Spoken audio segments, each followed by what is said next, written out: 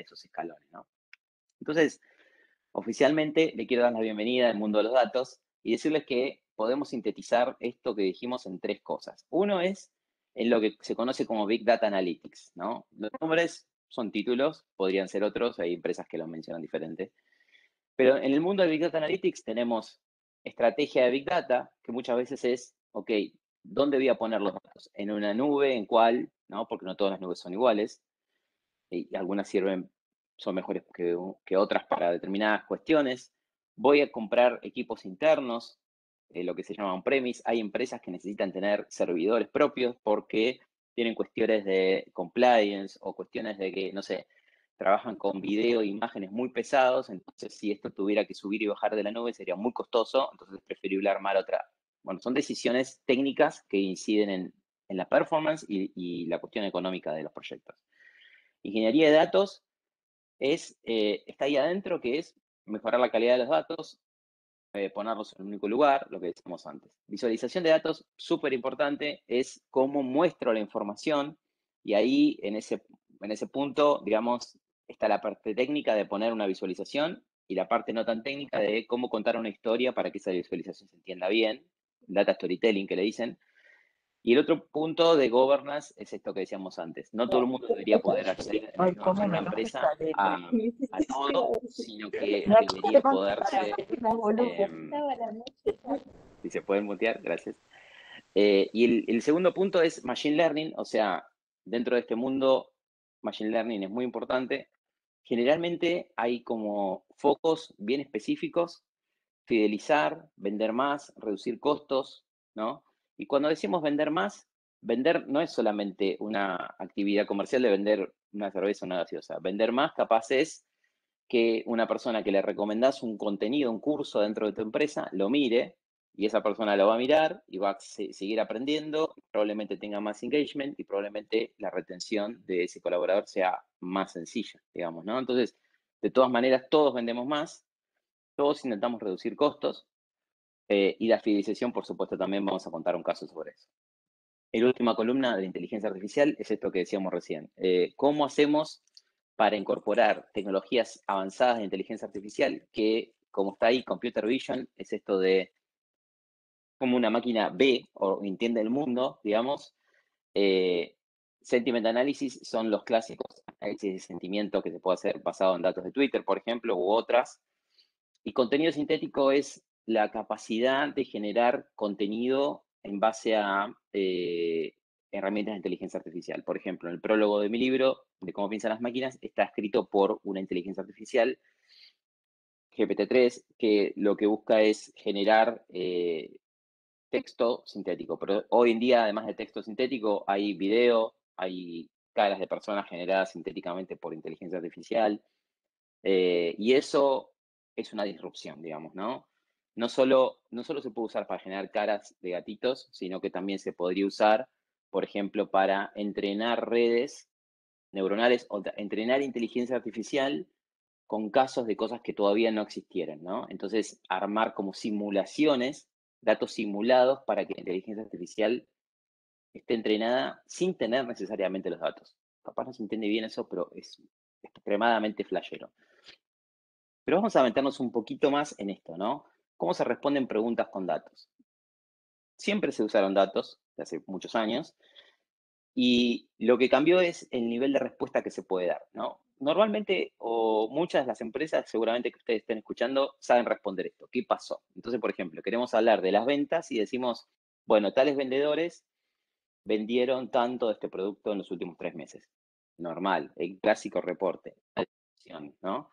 ¿Sirve tener esa data? Bueno, sí, pero la verdad que no entrega tanto valor. ¿Por qué pasó? Ya es una respuesta un poquito más interesante, ¿no? Si empiezo a mirar y digo, bueno, evidentemente los vendedores que tienen tal en tal zona venden más este producto, y bueno, empiezo a entender un poco más ese qué pasó y por qué pasó. Es un diagnóstico, ¿no? Es una visualización interactiva. Imagínense que empiezo a filtrar y digo, bueno, en tal zona pasó esto. No, sirve, pero esto serviría mucho más. Imagínense si podemos responder qué pasará. Una predicción, ¿no? Empezamos a mirar y a hacer tendencias futuras. Entonces decimos, en tal zona, tal vendedor va a vender tanto de tal producto. Eso es un modelo predictivo de estimación de la demanda. Nosotros hacemos eso todo el tiempo y, por ejemplo, hacemos predicción de la demanda de cuántos casos con COVID van a ingresar en un sanatorio médico, en el sanatorio médico que recibió, el segundo que recibió más casos de COVID en Buenos Aires, hicimos un modelo predictivo que les dice cuánto van a recibir de personas, cantidades, de acá a 15 días, en un tablero lo ven, y con eso dicen, ok, si vamos a recibir tanta gente, necesitamos más camas, necesitamos más insumos, tengo que contratar con 15 días de anticipación un médico, en vez de saberlo en el día, como lo sabían.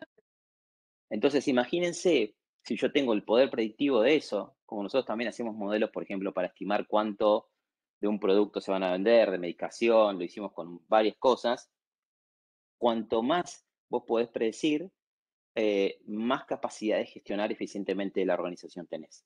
Aunque tenga un margen de error, porque la típica pregunta que sale acá es, ¿pero eso es perfecto? No, no es perfecto, no existe lo perfecto. Los algoritmos de Machine Learning son modelos que van aprendiendo además de las predicciones y van mejorando esas predicciones con el tiempo, a lo igual que lo hacemos nosotros, ¿no? Entonces, la pregunta muchas veces es entender cómo lo están haciendo hoy y crear un algoritmo que lo haga mejor, básicamente, y con el tiempo entrenarlo para que vaya en la búsqueda de la perfección, por decirlo así, que es una búsqueda constante, sin duda, ¿no? Pero todas las empresas del mundo que hacen esto son empresas que consiguen grandes mejoras en su capacidad de gestión. Y el último punto sobre esto, este esquema, es la prescripción, o sea, ¿qué acción voy a tomar? Si yo, por ejemplo, tengo un modelo predictivo que me dice, soy una universidad, y me dice cuántos alumnos cuáles son los alumnos y qué probabilidad tienen de abandonar la carrera, ¿no? Entonces tengo columnas y veo el nombre de la persona y la probabilidad que tiene de abandono. La pregunta que se están haciendo ustedes es, ¿cómo estimamos la probabilidad de abandono de un alumno, ¿no? Así también podemos estimar la probabilidad de abandono de un cliente que me deje de comprar o de un colaborador de una empresa que abandone la empresa. De hecho, hemos hecho algoritmos de esos. Entonces, hay un montón de variables que hay que analizar. Generalmente las variables, los datos esos están, ¿no?, en los sistemas de estilo SuccessFactors, por mencionar uno. El punto es poner cabeza creativa a encontrar relaciones en esas variables y que los algoritmos nos ayuden a generar esa probabilidad de cada caso, ¿no? Entonces, si yo tengo una probabilidad de los alumnos que van a abandonar, ¿qué hago yo con ese conocimiento? El director de la universidad, la directora debe agarrar y decir, los que tienen más de 80% de probabilidad de abandono, los voy a llamar por teléfono. Los que tienen más de 90, los voy a invitar a una reunión cara a cara conmigo, ¿no? ¿Qué hago con eso? Y parece algo menor, pero ese punto es el punto de adopción real, digamos. Ni siquiera estamos hablando de que comprar el algoritmo sea la solución. Es comprarlo más adoptar. Uso de qué hago con ese conocimiento nuevo, ¿no? Y eso es un punto interesante para charlar.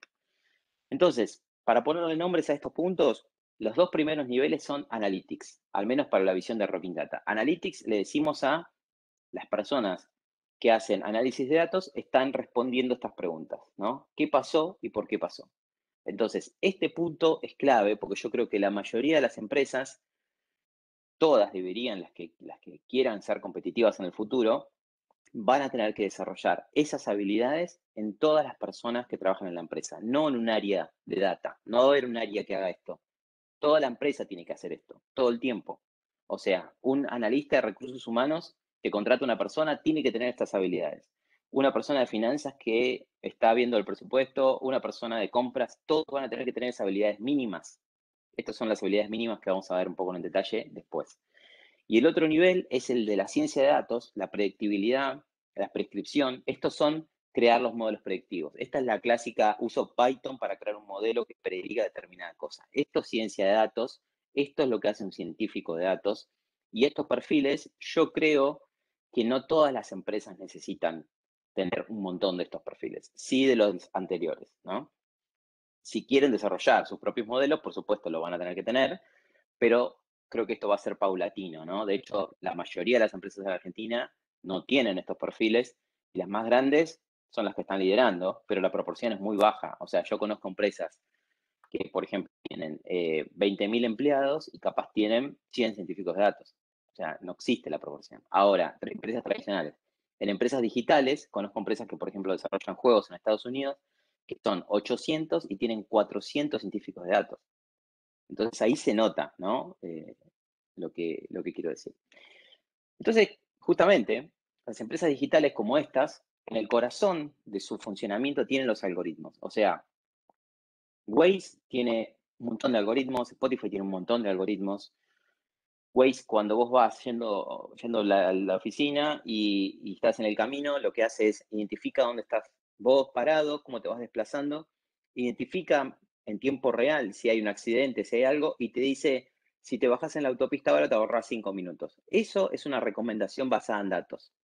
Eso lo hace un algoritmo. Cuando Netflix te recomienda una película, cuando Spotify te recomienda música, la música ahora tienen, no sé si se fijan, si usan Spotify, pero cuando vos buscas ahora, pones el nombre de una canción, busca dentro de las letras de las canciones para recomendarte. Es increíble la capacidad que tiene. Genera playlists para nosotros con, por ejemplo, el ritmo de la canción. Eh, Busca dentro de las redes sociales qué se pone al lado de cada canción para tratar de hacer como una nube de sentimiento de cada canción y la recomendación hacerlo en función a eso. Por ejemplo, canciones más de día de lluvia, canciones más de día de sol. En función a toda esa data, usa los algoritmos para entender mejor cómo seducirnos con las recomendaciones, ¿no? Y básicamente están vendiendo más. Airbnb, por ejemplo, tiene un modelo, tiene un montón de modelos. Cuando digo modelo me refiero a un algoritmo, pero la palabra técnica en realidad es modelo de Machine Learning. Tiene un modelo de Machine Learning que se llama Customer Lifetime Value o ciclo de vida del cliente, que lo que hace es calcular cuánto dinero le vamos a dejar nosotros a Airbnb en el próximo año, ¿no? Y eso es un modelo muy interesante para cualquier empresa. Lo que hace es, si vos querés poner una casa en alquiler ahí, te pregunta dónde está la casa, a cuánto valor por día la vas a tener, cuántos días de los próximos días la vas a alquilar. Te hace 4 o 5 preguntas y con eso se fija, esta persona me lo va a alquilar pocos días, entonces no sé si me interesa tanto. O lo puso a un precio muy caro, etcétera.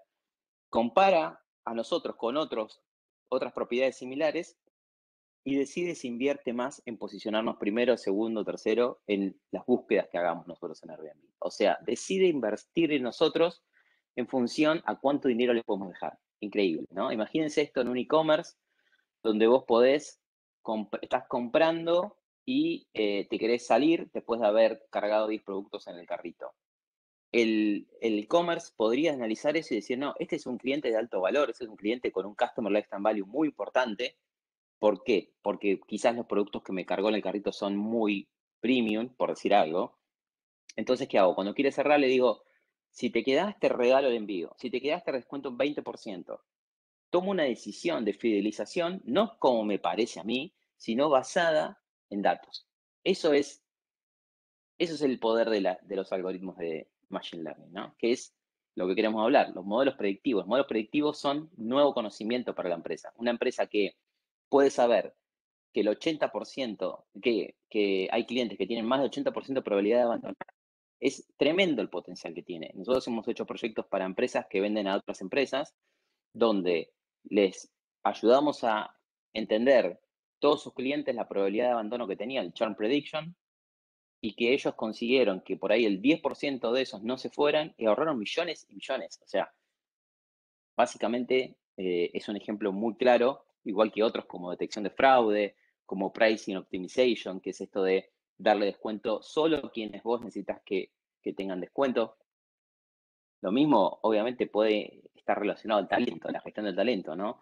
¿Cuáles son las personas de alto potencial y qué les doy para que estén cada vez más enamorados de nuestras compañías, ¿no? Entonces, en resumen, los algoritmos yo creo que van por este lado en la mayoría de las empresas del mundo. Segmentar, armar grupos, ¿no? No es un modelo predictivo, es un modelo de clusterización o de agrupación de elementos, ¿no? Estos colaboradores de las empresas por comportamiento se parecen de esta manera, les gusta hacer cursos, no sé, son muy participativos, les gusta tomarse muchas vacaciones, trabajan mucho remoto 100%. ¿Cómo agrupo los elementos, que en este caso serían comportamientos de usuarios, para después, por ejemplo, recomendarles cosas? Puede ser un motor de recomendación de cursos, puede ser un montón de recomendación de contenido que tengamos en una plataforma interna.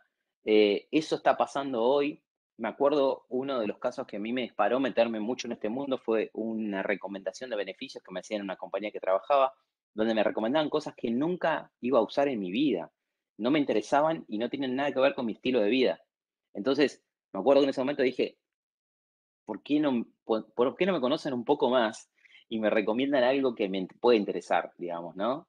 Me acuerdo clásico el caso de esquí, ¿no? De andar a las leñas, qué sé yo, y cosas que yo en ese momento no podía ni pensar, ¿no? Entonces, es interesante cómo el entendimiento del comportamiento de nuestros colaboradores lo podemos capitalizar mediante estos algoritmos, ¿no? Algunos ya los mencionamos, me gustaría ahora ir un poquito más en profundidad con algunos casos en estos últimos minutos. Entonces, lo que pasa en la cabeza de gerentes, directivos, yo lo veo y lo escucho hablando todo el tiempo, es esto de, ok, machine learning, inteligencia artificial, anticiparlo, como que te explota la cabeza tantas cosas. Y también cuando ves esto que dice 3 de cada 10 empresas en el mundo apenas sacan valor de los datos, y esto es estadísticamente muy poderoso, y en realidad si miramos, esto incluye Estados Unidos, entonces si miramos Argentina y Latinoamérica, diría que 1 de cada 10, ¿no? Pueden hacer esto. ¿Por qué? Creo que hay varias razones. Hay algunas técnicas y otras no tan técnicas. Más técnicas son estas, la calidad de los datos generalmente no es buena, hay para hacer mucho ahí. Expertos en datos, como dice ahí, son caros, difíciles de conseguir, con poca experiencia también, muy nuevos, todos casi. Puesta en producción es muy difícil, muchas empresas no saben cómo pasar de una compu a la producción y ahí fallan, ¿no? Son algunas de las grandes cuestiones que pasan. ¿Y los equipos que hay que armar para esto? Bueno, la ciencia de datos en el medio, pero hay 3 columnas de cosas que influyen mucho en esto. La tecnología, o sea, la gente que trabaja en ciencia de datos tiene que saber de tecnología, por supuesto. Depende del perfil, pero puede ser Python, la nube, SQL, también matemática estadística. No tienen que ser los mejores, pero sí tienen que entender algoritmos que ya están hechos y hay algunos sí, algunos casos donde la matemática también va a ser más importante. Y dominio del negocio o dominio del problema, que es esto de entender cómo esto afecta a la organización, entender el problema en profundidad. Y cuando hablamos de las áreas que trabajan con data, yo diría que son estas 3. Análisis de datos, ciencia de datos, ingeniería de datos, lo que decía antes. Tiene que haber líderes de proyecto, cosas que la mayoría de las empresas no tienen. Es como, tienen científicos de datos, analistas, ingenieros, pero no tienen personas que lideren. Y obviamente necesitan habilidades de liderazgo fuertes, porque son cosas nuevas y que muchas veces no hay experiencia. La mayoría de las empresas donde trabajamos nosotros, que son grandes empresas, o somos el primero, el segundo o el tercer proyecto que ellos hacen. Entonces, hay mucho para aprender de metodología. Nosotros desarrollamos nuestra propia metodología para, para que estos proyectos funcionen, ¿no? Entonces, son proyectos de tecnología y de negocio, y creo que por ahí va el futuro de todo esto. Los 3 perfiles más usados son los más desarrollados son analistas de datos, científicos de datos, ingenieros de datos. Entonces, desarrollar un data mindset es lo que pienso que debe pasar. Desarrollar la capacidad de pensar en datos, ¿no? Empoderar a la lista de negocios, lo que le decía antes, cada vez más personas tienen que aprender a pensar en datos, e incorporar estas técnicas y software también, ¿no? Entonces, cuando hablamos de los perfiles, me gusta profundizar un poquito acá para que se lleven una idea concreta de qué deberían ser entrenados estos perfiles, ¿no? Que es algo que normalmente me preguntan.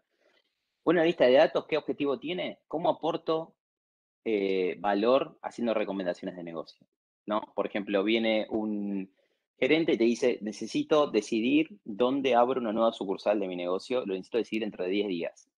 Bueno, el analista de negocio se da vuelta, empieza a mirar los datos que tiene, las ventas, qué pasa en las zonas geográficas, proyecciones, etcétera, y usa las herramientas que están ahí como Excel, estadística, SQL para base de datos, tableros de visualización, de Business Intelligence, y cuenta una historia basada en datos y le dice, mira, vimos esta información, esto pasó, esto puede pasar, por eso mi recomendación es esta y esta, ¿no? Analistas de datos, fíjense, no tienen que ser ingenieros ni nada de eso, son personas de negocio, analistas de negocio que se hacen un upskilling a estas herramientas para hacer este trabajo de recomendar basado en datos. El otro perfil más conocido, la estrella, el científico de datos, cómo creo un modelo predictivo basado en datos, cómo uso Python, desarrollo un algoritmo para predecir determinadas cosas, es como el fuerte del científico de datos, y el fuerte del ingeniero de datos es la parte más técnica, en general son ingenieros, licenciados en sistemas, analistas de sistemas, que lo que hacen es preparar y el laburo más duro de meterse con los datos para prepararlos y dejarlos listos para usar. Este es un framework que lo paso muy rapidito, pero básicamente es entender las fuentes de datos, creo el algoritmo, genero ese nuevo conocimiento, no sé, esta persona tiene el 80% de probabilidad de abandonar la corporación. Bueno, pongo eso productivo en un tablero, en una visualización, y tomo una decisión o ejecuto una acción. Ese es el framework que también nos muestra de alguna forma cómo esto de la ciencia de datos no es solamente construir un algoritmo, sino que hay herramientas de adopción ahí. Y les quiero mostrar un ejemplito de inteligencia artificial, ya para llegar al final. Poco les comenté. Esto es una captura de computer vision, de una visualización de computer vision, ¿no? De esta técnica de inteligencia artificial, que es la visión por computadora, es un campo de la AI que toma video y imágenes y después toma decisiones en base a eso. Y un buen ejemplo es esto que está acá. Bueno, fíjense cómo detecta la tapa rota del aceite.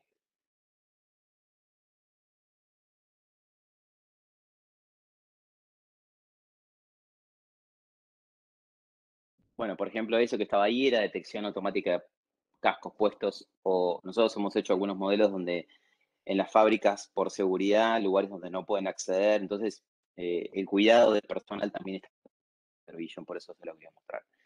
Y en Analytics y Recursos Humanos hay mucho para hacer. Básicamente tenemos como varias herramientas. Analítica descriptiva y diagnóstico es lo que decíamos antes, mirar hacia atrás, ¿no? Generar buenos indicadores, qué está sucediendo con nuestro personal con una mirada hacia atrás.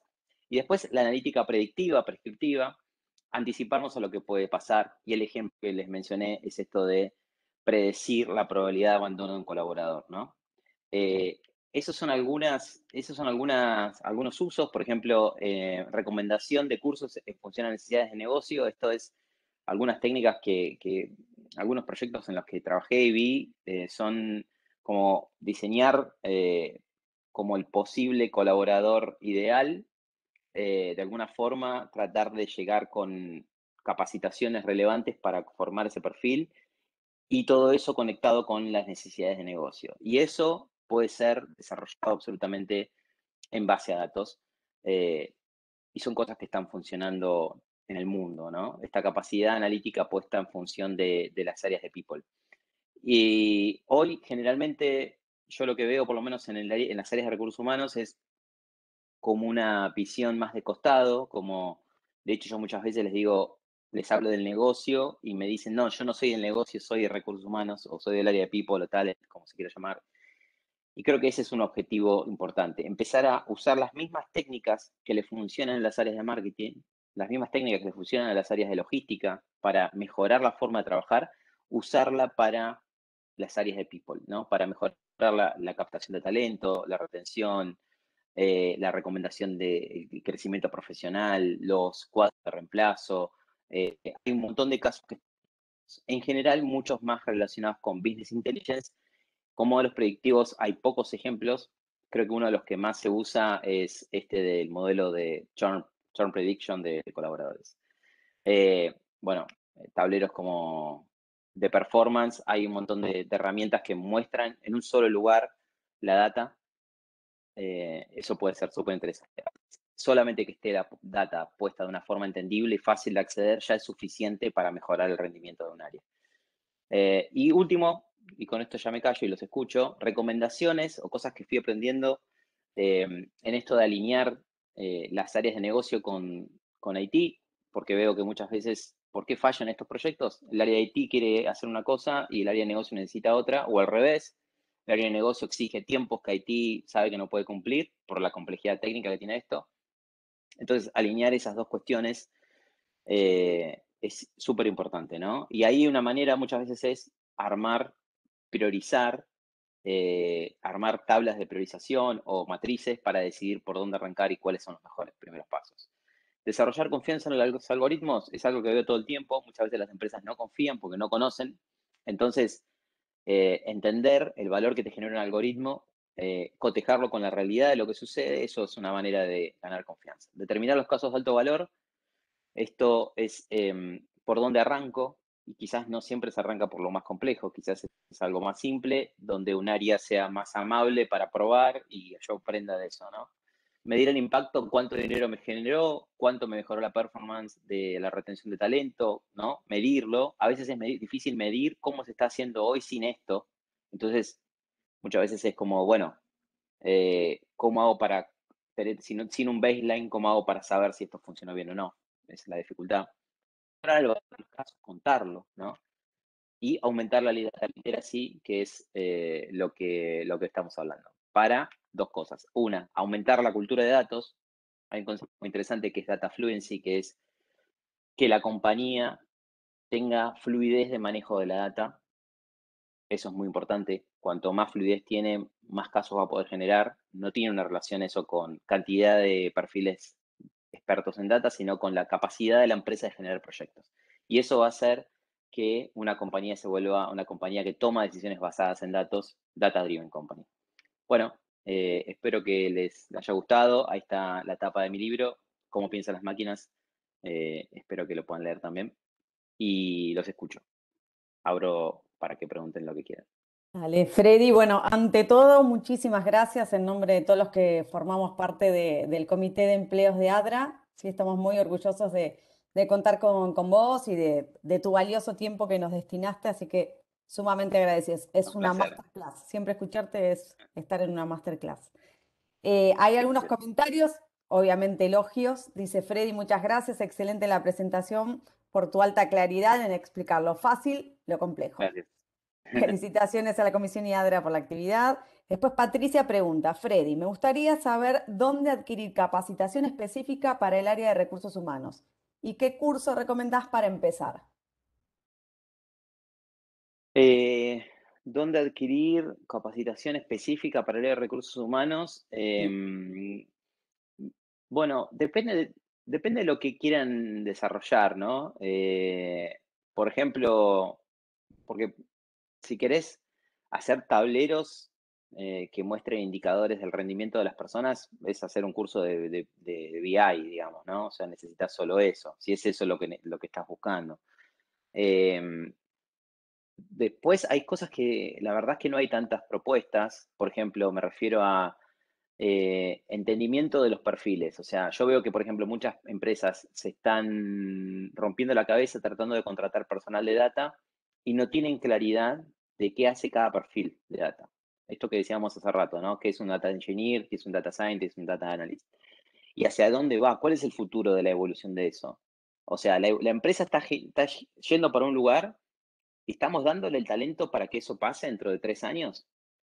Eso no sé si hay cursos que te lo expliquen, la verdad. Y creo Transmitir. que es lo más importante, ¿no? Ahora, la parte técnica es más fácil, porque ya te digo, es hacer una herramienta, una visualización en Power BI en cualquier lugar que enseñen Business Intelligence, eh, lo pueden tomar. Me pareció ver a Sergio, que se conectó hace rato. Está Pablito Senra también, no sé si los conocen a Pablito Sí. Senra y Sergio. Son cracks que están en recursos humanos y tableros, Business Intelligence, Power BI, Tableau. Esas son muy buenas opciones, ¿no? Así que si los ven por ahí, Excelente. les pueden escribir. Aprovecharlos. Sí, son, Después, son cracks, son cracks. después Nosotros Fernando trabajamos, Sosa. no, y perdón, y nosotros trabajamos en Ranking con capacitaciones corporativas, nada más, no hacemos cursos abiertos. Em, Creo que ya Y por ahora, terminé. sí, seguro que no, así que por eso no te digo nada de eso. Y en Ujú. San Andrés, donde yo trabajo, no tenemos por ahora una capacitación específica de esa, sino más de data en general para cualquier tipo de manager de cualquier empresa. Súper. Después Fernando Sosa nos, bueno, muchas gracias Freddy, por supuesto. Pregunta, ¿hiciste algo en predictivo sobre accidentabilidad del Uf, personal? Uf. no sabes, no sabes, no sabes, no sabes. Estuvimos hace un tiempo con una empresa que no puedo revelar el nombre, pero con una empresa de Francia, así en Europa, y estábamos por arrancar y tuvieron un accidente terrible y frenaron todo.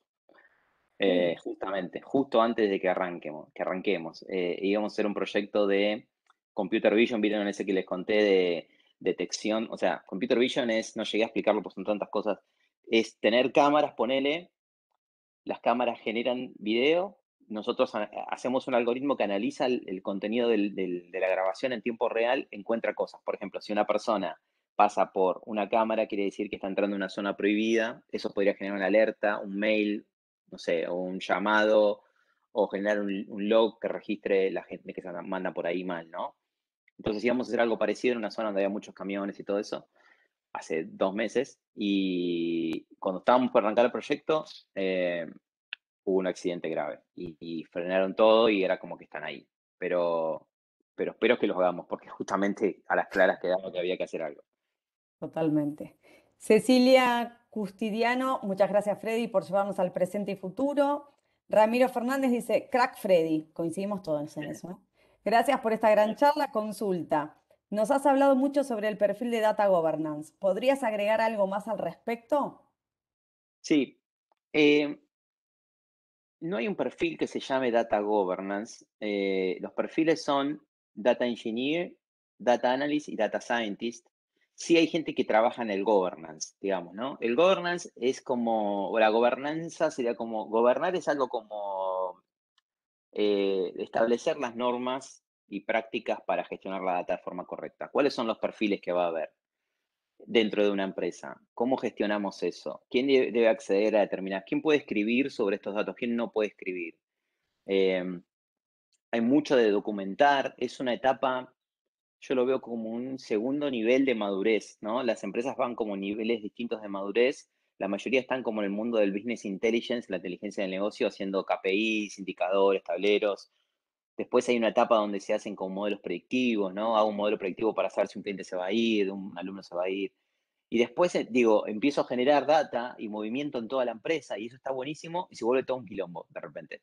Y cualquiera accede a cualquier cosa o nadie accede a nada. Entonces ahí como que alguien dice, hay que gobernar esto, hay que hacerlo mejor, ¿no? Eso es lo que veo que pasa normalmente. Y ahí viene la etapa esta de eh, generar documentación, armar, es como un proceso más de metodología y de organización muy complejo. Generalmente las grandes empresas nada más lo tienen y es muy importante, al menos en empresas más pequeñas, lo básico de saber cuáles son los roles y qué van a hacer cada uno. En ese rol hay una persona que es como un perfil nuevo, que no quiero marearlos porque como 20 perfiles en realidad, yo digo 3 siempre para simplificar.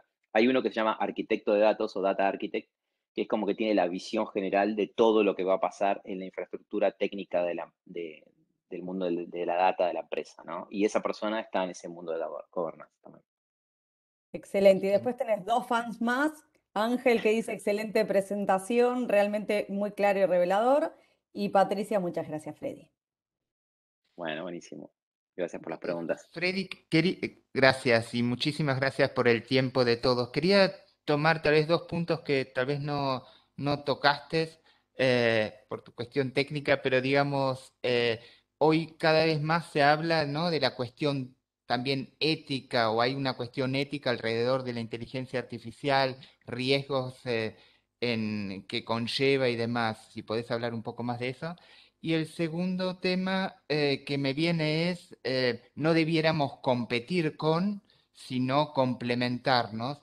Y ahí mi pregunta es, a tu entender, digamos, ¿qué nos diferencia de las máquinas?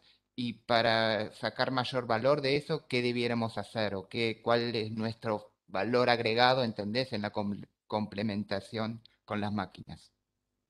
Perfecto. Voy a intentar recordar porque me hiciste como 10 preguntas, Jorge, en una. Disculpa, digamos. Voy a No, intentar la recordar cuestión en mi ética y cabeza. el tema de la, Sí, sí, de te la cargo, te ética cargo. y el riesgo y el tema de... Sí, mira, ustedes que son de recursos humanos probablemente me digan, no tenés razón, Freddy, pero yo empecé a escuchar hablar de sesgos con EI. No lo escuché mucho antes. O sea, es como que la gente empezó a pensar en los sesgos cuando apareció la inteligencia artificial, como está apareciendo en los últimos años, ¿no? Seguramente en áreas de recursos humanos ya se hablaba de sesgos, pero en general me llamó mucho la atención eso, porque es como le estamos exigiendo a los algoritmos cosas que no exigíamos tanto a los humanos, me parece. Y voy a un ejemplo. Ibas a una entrevista no te contrataban y no tenías ningún feedback de por qué no te contrataban. Vas a pedir un crédito, no te lo dan o te dan poca plata y nadie te explica por qué no te lo dan. Entonces ahora nos preocupa mucho esa falta de transparencia en la decisión de un algoritmo, ¿no? Pero llamativamente no nos preocupaba tanto antes. O pensábamos que no se podía hacer nada, quizás, ¿no? Entonces, lo que pienso es que está buenísimo que está pasando esto. Creo que ahora nosotros, como humanos, nos ponemos más exigentes en ese proceso de tener transparencia. Para todo. No solo para algoritmos, sino también para cosas que no están medidas por algoritmos, ¿no? Y me parece genial. Y puntualmente sobre los algoritmos, el problema es que los algoritmos no tienen sesgos, no tienen, no son malignos, ni tampoco son discriminadores. Lo que pueden tener es replicar todo eso del humano dentro de un algoritmo, digamos, ¿no? Si una persona que diseña un algoritmo tiene sesgos, el algoritmo los va a tener, pero vienen del humano. Y voy al hecho de que cuando vos ves casos como, por ejemplo, hace como 15 años hubo un caso de una persona negra en Estados Unidos que hizo un juicio a una empresa porque estaba entrando a un lugar tipo un shopping y las puertas de vidrio no se abrieron y se golpeó la cara porque la inteligencia artificial que tenía la computer vision de la cámara no lo reconoció como una persona por ser negro. ¿Por qué no lo reconoció? Porque cuando se entrenó la inteligencia artificial con videos e imágenes, se le pasaron imágenes normalmente de blancos. Entonces, la inteligencia artificial no podía saber que esa persona que no era blanca era una persona también. Lo mismo pasó con casos como LinkedIn, por ejemplo, donde se les mostraba búsquedas de SEO solamente a hombres. ¿Por qué? Porque en los anteriores 30, 40 años los SEOs eran solo hombres. ¿El algoritmo está discriminando? Claramente no. Lo que está pasando es que está replicando un sesgo o una discriminación humana, ¿no? Y eso lo vuelve peligrosísimo, porque en todo caso, en una entrevista te va a discriminar. Ustedes deben saber mejor que yo, me acuerdo siempre este ejemplo de los test ambientales, ¿no? Que iban a tu casa y si vivías en calle de tierra no te contrataban. Eso es tremendo. ¿Cómo puede ser eso? A mí me pasó. Entonces, los sesgos no son nuevos, claramente, y las malas prácticas existen hace mucho tiempo. Ahora creo que se pone en escrutinio el algoritmo. Y eso está bueno, y en mi libro hablo mucho de eso, porque me inquieta y realmente lo hablé con gente de todo tipo, psicólogos, abogados. En el libro entrevisté mucha gente de muchos mundos, porque creo que tenemos una oportunidad en ese sentido, ¿no? Digamos, de cubrir algunos errores que cometimos antes y que no sigan pasando, ¿no? Si vas a crear una inteligencia artificial, vas a tener que pensar en, che, este algoritmo que estoy diseñando para dar crédito, o este algoritmo que va a estar en una app, ¿contempla a los discapacitados? ¿A la gente que no habla bien porque tuvo una ACV? ¿Contempla a los niños? ¿Qué pasa con la gente que vive en zonas donde no hay internet? O sea, esas preguntas no nos las hacíamos nunca antes. Y ahora sí, porque estamos pensando en que una inteligencia artificial puede replicar de forma mala todos estos sesgos. Y si lo hacemos bien, realmente vamos a hacer un mundo más inclusivo. Creo que la inteligencia artificial ética es una cosa posible, es difícil. Creo que la única forma hoy de generar inteligencia artificial, considerando todo esto, es teniendo miradas diversas. De hecho, en Rocking Data tenemos, mira, 2 filósofos, un psicólogo, 2 economistas, ingenieros, estadísticos, gente de marketing, de un montón de carreras distintas, por supuesto hombres, mujeres, gente que está en Chaco, en Ushuaia, literal. Y creo que esa es la única manera de tener conversaciones distintas y no sea tipo, che, yo vivo en Palermo y creo que esto va a ser bien así, y todos digamos lo mismo, sí, yo también, todos vivimos en Palermo, está todo bien. Como pasó con millones de cosas, ¿no? Como pasa muchas veces con las tecnologías creadas en Silicon Valley, donde hay tecnologías que vos se la das a una persona con síndrome de Down y le habla al Siri y Siri no lo entiende. Y vos decís, ¿por qué? Y porque la testeó toda gente que nunca la testearon con gente de síndrome de Down.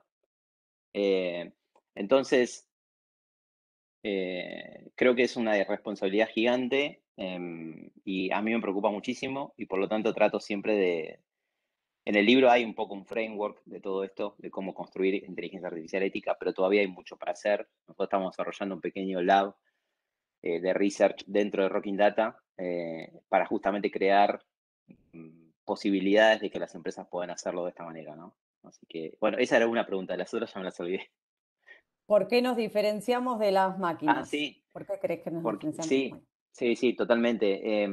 Muchas cosas. Si queremos competir en algunas cosas, vamos a perder siempre, ¿no? Es como, por más que seas el mejor matemático del mundo, competir con una calculadora científica vas a perder. Con una calculadora científica te estoy hablando. Imagínate con una máquina que computa muchas veces más y que encima aprende de los errores y encima se anticipa el futuro. Olvídate. Numéricamente, cálculo, predicciones, no tenemos chance de entender todo eso. Detectar cosas en imágenes y videos, no podemos compararnos. Por eso yo creo que en el futuro, por ejemplo, un médico ya no va a estar mirando una placa, sino que va a llegarle un informe y va a mirar y va a decir, estos son de los 1000 casos que tenés, estos son los 5 primeros que tenés que mirar, priorizados en base a una máquina que le ayuda a priorizar por nivel de urgencia, ¿no? Lo cual está buenísimo porque va a salvar vidas eso. O sea, ahí tenés un ejemplo de las máquinas en que son mejores que nosotros. ¿En qué somos mejores nosotros? Bueno, cuando no hay muchos datos de un problema, somos mejores nosotros. Tenemos más capacidad de intuición. Ante situaciones de estos entornos, ¿cómo le dicen? ¿Buca? Buca, sí. ¿Buca? Ujú. ¿No? De incertidumbre, de que no sabes qué hacer. Sin duda nosotros somos mejores, liderando, siendo creativos. A mí me pasó de muchas conversaciones que tuve que tener en los últimos años con mi equipo, donde hoy somos 45 personas en todo el país y gente que pasó cosas difíciles y yo tenía que tener un Zoom y empatizar y charlar y decirle, loco, estoy acá y está todo bien y vamos a llevarla. Que una máquina no hay chance que haga eso, ¿no? Es como un médico y una inteligencia artificial. La AI va a reconocer seguramente una rotura de un hueso, pero el médico tiene que mirar a los ojos al paciente y decirle, bueno, ¿cómo estás? ¿Cómo lo estás llevando? ¿Cómo está tu familia con esto? Ser más humano, sacar lo humano y lo mecanizable lo va a hacer mejor la IA, ¿no? En resumen. Totalmente, además, complementando un poquito lo que decís, tiene que ver un poco con nuestro corazón y la administración de nuestra inteligencia emocional, sin lugar a dudas.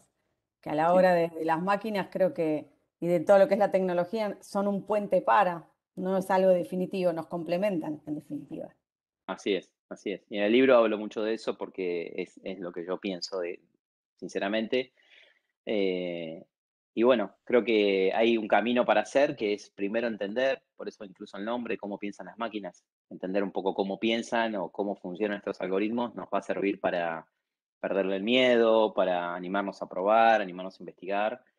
Y sin duda eso nos va a llevar a un camino de complementación, ¿no? Ya estamos Y, un poco pasados, pero bueno, Ujú. vemos una pregunta más o dos que dan vuelta y Dale, muchísimas gracias, Freddy. Más de que nada, nada Jorge. es otro admirador que dice, buen día estimados, muy claro todo Freddy, a pesar de mis 20 años de experiencia, hoy me doy cuenta que de muchas otras cosas gracias a esta charla. Así que eso confirma que todos los días seguimos aprendiendo. Y Qué grande. una cosa Buenísimo, que gracias. pone Juan es, una cosa es el sesgo como distorsión de los resultados, cuando hablamos de los sesgos, otro tema, y que también lo mencionas en tu libro, es la protección de los datos. Sin duda, sin duda. Sí, eh, por supuesto, hay que hacer muchas consideraciones. No es un camino fácil ni obvio, pero los beneficios son mayores a las dificultades, creo. O sea, me acuerdo cuando una vez hablaba con gente de salud de una nación y estábamos viendo algunos proyectos y yo les decía, estábamos hablando de la protección de los datos y todo esto, y me decían, Freddy, nosotros tenemos muchos datos en papel que a veces se los comen las ratas. Año 2020. O sea, ¿qué quiero decir con esto? Obviamente la protección de la data es súper importante porque pueden pasar cosas malas en base a eso, pero el escenario que hoy tenemos tampoco es un escenario de perfección. Entonces, claramente hay una oportunidad de hacer algo mejor. Si vos no puedes tener tu historia clínica, no puedes llevarte de un lugar al otro, a veces no se sabe qué tuviste, qué no tuviste, qué medicamento tomaste, no se sabe todo eso. Entonces digo, si me decís que está todo resuelto y todo funciona perfecto, listo, olvidemos, ¿no? De la data, olvidemos, ¿no? De machine learning, digamos así. Pero viendo tantas cosas para hacer mejor, donde hay gente que se muere por no tener un turno, literal, me lo contaron, ¿no? Gente que tiene un turno de 4 meses y no llega, y no se lo dieron antes porque no había espacios. Y por otro lado ves turnos cancelados porque gente no va. Entonces, quizás un algoritmo detrás de eso haga que los turnos sean más eficientes y que más gente se salve la vida por ir a un médico. Entonces, cuando empezás a pensar eso y decís, con todas las posibilidades que hay, hagámoslo. Las recetas firmadas digitales, que siempre decían no se podía, no se podía. Ahora la gente va al médico, te lo firma y te lo manda por WhatsApp, con una inseguridad absoluta.